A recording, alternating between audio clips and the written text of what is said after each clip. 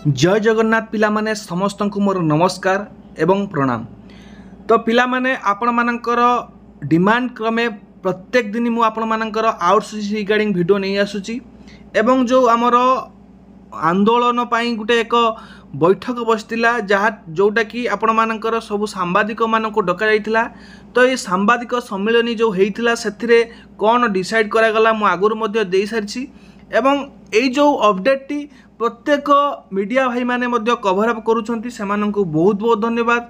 आमे जे देखिबा आजिका डेट रे आपण मानकर प्रत्येक न्यूज पेपर सेटा संवाद हो समाज हो प्रगतिवादी हो एवं इंग्लिश न्यूज पेपर मध्य प्रकाश पाई सारी आपण माने जाई देखि परिबे एवं तो अपडेट जो रही आउटसोर्सिंग को पई जो आमे वार्ता आपण मानक जरिया रे आम जरिया रे समस्त को प्रदान करूछु। तो निहाती भाव में आपण माने हमको सपोर्ट करंतु, वीडियो को लाइक करने सहित चैनल को सब्सक्राइब करंतु जहाँद्वारा कि सब प्रकार अपडेट आपण माने पाई परिबे। संजय पटनायक सभापति ओडिशा सरकारी आउटसोर्सिंग कर्मचारी महासंघ। आज सांबादिक सम्मेलन मुख्य दाबी होची आपण माने जानिचंती आपण माध्यम रे आमे सरकार को बारंबार दाबी जणाई आछू 18 मसिया दाबी जणाई आछू हमर से 3-4टी दाबी। वर्तमान मुख्य समस्या है जो छटई कर्मचारी को पुनः नियुक्ति दि जाऊ एवं छटई बंद करा जाऊ। द्वितीय दाबी है डेली वेजेस आउटसोर्सिंग भितर किसी पार्थक्य न रखी एकक व्यवस्था करा जाऊ एवं तृतीय दाबी है समस्त की स्थायी करा जाऊ।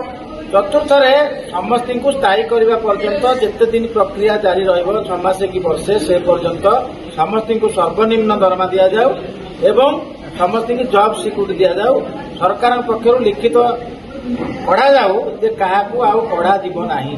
सर्वनिम्न दरमा तृतीय श्रेणी कर्मचारी को 30,000 एवं चतुर्थ श्रेणी कर्मचारी को 25,000 एवं जदि आज है अगस्त 20 तारीख आसंता सेप्टेम्बर 30 तारीख भितर जदि आम दाबी सरकार न शुणिले कि पूरण न कले कि डाकी आलोचना न कले आमे आसंता दशहरा मासरे राजरास्ता को ओह्लैबू। जमीती आपणकर दुर्गा माँ महिषासुर को बध करते रक्तपात करके आम कि शांतिपूर्ण भाव में सरकार सांगरे लड़िया राजरास्तार उठू। आपण देखिपे प्रगतिवादी आसी छटई कर्मचारी को पुनः नियुक्ति दि जाऊ ए लेटर टी आपण मानकर जो यही आर्टिकल प्रकाश पाई प्रगतिवादी रे। तो देखो आउटसोर्सिंग कर्मचारी को न्याय मिलू ए बाबद लिखाई।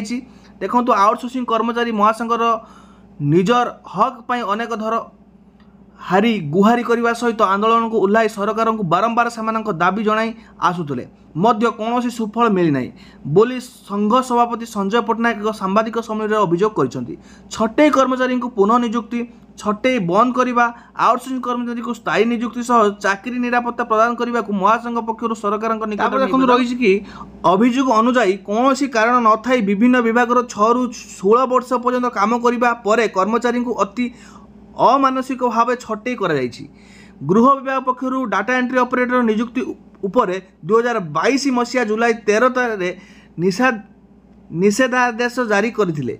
परिणाम स्वरूप राज्यर प्राय 4,000 रु अधिक कर्मचारी को छटई करागला।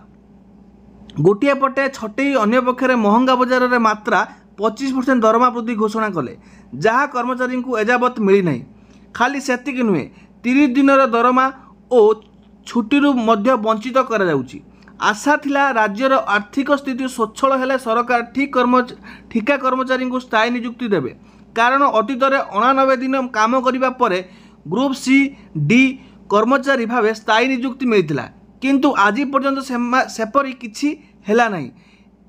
एही सांबादिक सम्मेलन रे मिलित कर्मचारी महामंचर विजय मल्ल, साधारण संपादक मानस दास, हेमंत बस्तिया, प्रताप नाथ, सचित्र दास, तापस मिश्र, गौतम महाराण्य, दीपक पाणी, पन्न मिश्र, शांतनु सासमल, सागर स्वाई, प्रकाश साहू, वामदेव साहू, सत्य बारिक, विश्वजित नाथ, दिव्यलोचन स्वाई, साहेजुर रेहमान, संतोष सिंह, चित्त महांती, संजय महांती, प्रभास भट्ट, रश्मि रेखा दास, रमाकांत भूई, अभिजित और लिपा साहू प्रमुख जोग देते। तो लेख कौन कारण न थी विभिन्न विभाग में 6 ରୁ 16 वर्ष पर्यंत काम करने पर कर्मचारी को अति अमानुषिक भाव छटई कर दिखाई।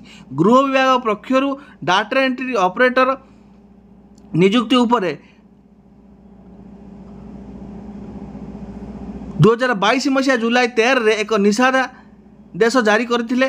परिणाम स्वरूप राज्यर प्राय 4000 अधिक कर्मचारी छटई करागला। गोटे पटे छटई अन्य पक्षरे महंगा बजार मात्र 25% दरमा वृद्धि घोषणा कले जहाँ कर्मचारी को एजावत मिलना। यहाँ हूँ हेडलाइन थिला। तापर अलग पेपर आम देखा विजय मल्ल एटा को ट्वीट करके जन विजय मल्ल एटा को ट्वीट करके जन सीएम ओडिशा अनुरोध बहु वर्ष धरी सेवा जोगाई छटे होता आउटसोर्सिंग कर्मचारी को पुनः नियुक्ति समस्त आउटसोर्सिंग कर्मचारी को स्थायी नियुक्ति प्रदान करंतु।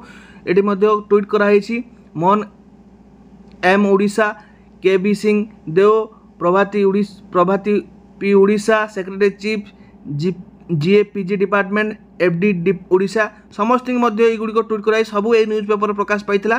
तापर देखो ये स्थायी नियुक्ति छटे कर्मचारी को पुनः नियुक्ति डेली ओजेएस कर्मचारी को मान्यवर मुख्यमंत्री तुरंत न्याय प्रदान पर आउटसोर्सिंग महासंघ निवेदन एटा एक प्रकाश पाइला।